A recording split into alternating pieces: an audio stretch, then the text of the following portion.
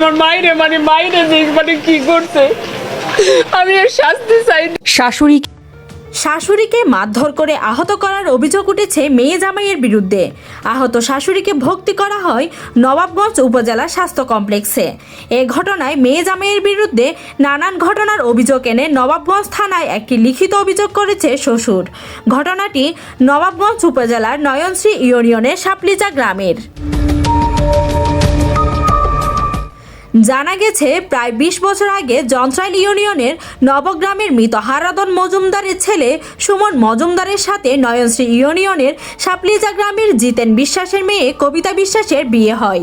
বিয়ের পর মেয়ে জামাইকে বিভিন্ন সময় টাকা, স্বর্ণ অলংকার, আসবাবপত্র দেন শ্বশুর জিতেন।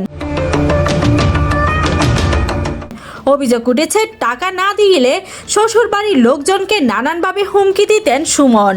যেমনি পিটায় আমার সারা শরীরে, এমন ভাবে পিটায় আমার শুধু শরীরে তো সবকিছু দেখানো সম্ভব না। এই যে আমার পায়ের একটি ছবি আছে, আমার মুখে আরো সারা শরীরে চিহ্ন আছে, ঠিক আছে। ওটা বলার মতো না যে একটা গরুরা যদি মারে যে তারপরে একটা মায়া আছে, কিন্তু ওর ভিতরে ওই মায়াটা নাই। এই বিষয়ে স্থানীয়ভাবে বিচার সালিশ হলেও এখনও আচরণের কোনো পরিবর্তন হয়নি সুমনের। গত ২৮শে ফেব্রুয়ারি সকালে মাঠে শ্বশুরীকে একা পেয়ে অকথ্য ভাষায় গালিগালাজ করতে থাকে।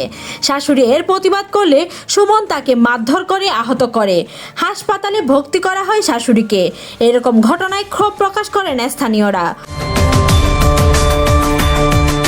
অভিযুক্ত সুমনের সাথে কথা বলতে গেলে বাড়িতে গেলে সুমন ও তার মা ভিন্ন কথা বলে।